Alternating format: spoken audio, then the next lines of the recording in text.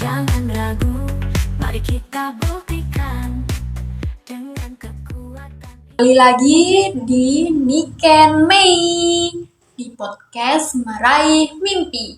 Nah, di sini kita kedatangan tamu yang sangat spesial banget. Udah pinter, cantik, bisa berbisnis lagi. Siapa ya? Nih, nanti kita sambut saja Marissa. Dia ini adalah seorang mahasiswa aktif semester 1 di Universitas Pendidikan Ganesha. Seperti yang ku bilang di awal tadi, dia pintar berbisnis. Nah, kok bisa ya dia kepikiran terus mengatur waktu untuk berbisnis, mengerjakan tugas? Yuk kita tanya saja langsung kepada Marissa. Halo Marissa. Hai, Bagaimana kabarnya? hari ini itu aku happy banget sih, alhamdulillah. Oke. Ini siap ya diwawancarai? Siap banget dong, Bebas ya tanya apa aja. bebas banget bakal dijawab. Di sini kamu bawa nggak produk yang kamu ini jual? Kebetulan aku ada bawa produk yang aku jual nih. Sekarang promosi ya kalau gitu. Ini guys. Promosi, guys. Jadi itu dua produk yang saat ini aku jual gitu. Tapi kamu ini nyetok apa bikin sendiri? Kalau aku nggak nyetok sih, karena aku tuh ambil produknya ada dari Oriflame. Itu salah satu bisnis yang sedang aku geluti sekarang. Yang satunya aku ada ambil dari online shop kayak Shopee gitu. Oh, jadi kamu ini ya nyetok gitu intinya ya? Ya, ada beberapa barang yang memang aku stok, ada yang enggak gitu. Kalau kamu ini kan nyetok gitu, kayak kamu nggak pernah lihat barangnya secara offline dulu kan? Ini gimana kamu kayak memastikan kalau barang ini bagus apa enggak gitu? Kalau dari aku pribadi, kalau lewat online shop kayak Shopee itu pasti kan ada rating ya, rating di setiap iya, tokonya iya. dan produknya. Jadi aku lihat dulu nih produknya itu ratingnya berapa, komentar dari orang-orang yang pernah beli itu kayak gimana. Kalau misalkan bagus, aku lihat komenan barangnya juga. Kalau yang bagus baru aku klik, serak hati aku untuk jual, aku jual. Kalau dari produknya Oriflame sendiri, itu kan memang sudah ada standarisasinya gitu. Jadi sudah terjamin untuk kualitasnya gitu. Oh, udah percaya ya. Ya. Kalau soal harga, ini kamu berapa nyari keuntungannya? Tergantung produk yang aku jual. Kalau aku ambil dari online shop itu, dari online shop, dari bisnisnya itu, aku tergantung bisa ambil 3.000 sampai 7.000 per barang gitu. Jadi kalau Untung online banget shop ya? Ya, untuk alhamdulillah ya. Kalau online shop itu kan sistemnya semakin banyak barang kita order, semakin murah kita dapat harga. Gitu. Bagus juga sih ide kamu nih ya. Nah, makanya buat kalian yang mau join bisnis itu gampang banget sih sebenarnya. Ya itu guys. Habis itu kamu ini jual apa aja sih?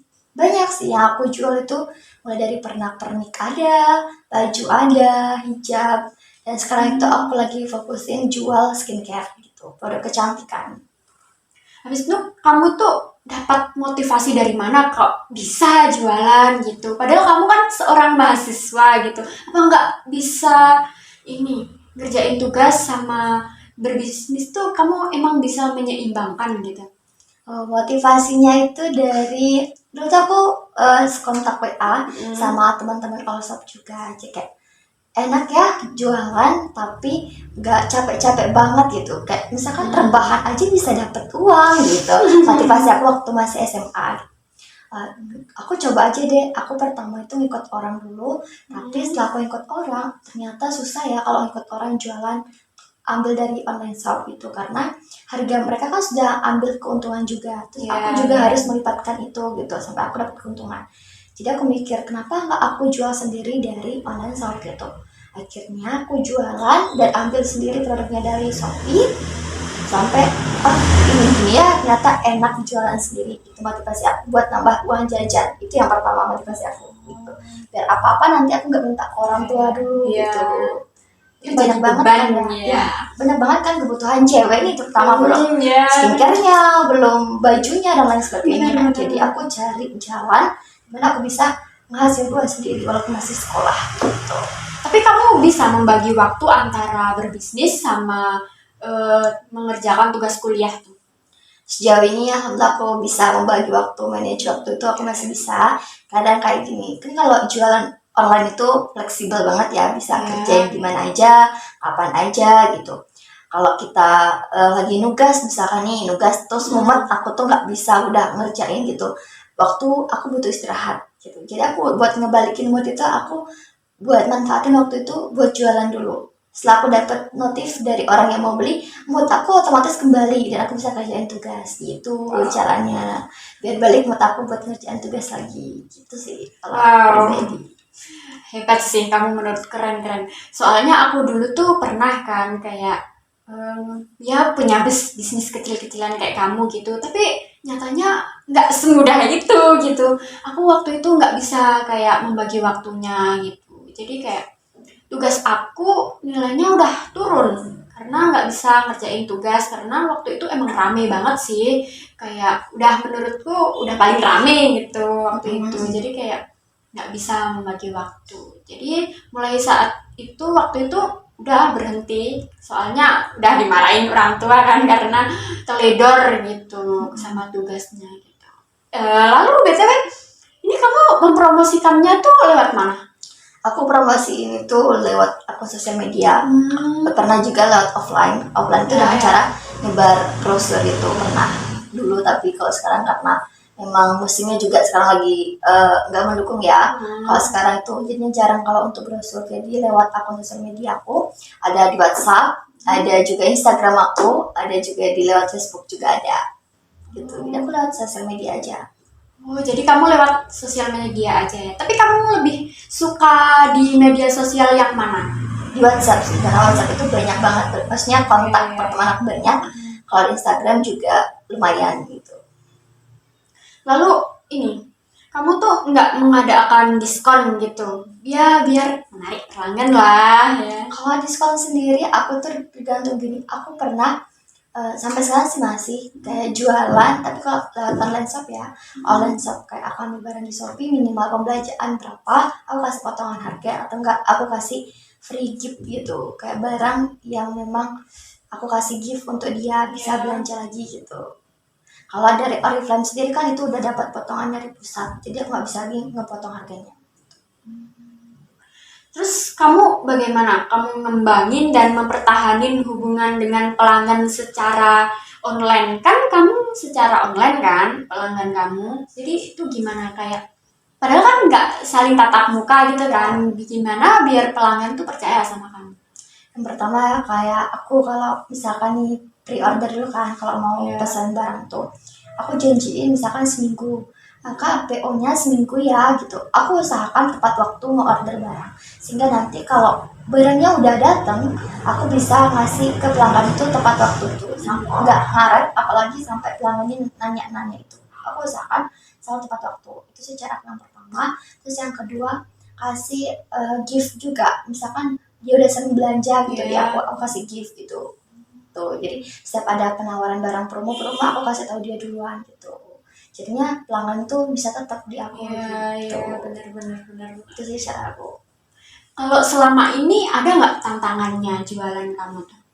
Sama ini, seperti yang kita tahu ya, kalau generasi Z itu, aduh, tantangannya tuh pasti super males, kadang males, mood, ngikutin mood terus kalau kerja. Misalkan aku lagi nggak mood banget hari ini, nggak mood nugas, nggak mood jualan, nah itu udah aku nge-stop, jadi jualannya nggak promosiin japri teman-teman gitu. Jadi udah hari ini kadang dikit masukannya gitu, kadang itu sih. Jadi tantangan terbesar aku mood aku sendiri gitu, jadi mood banget.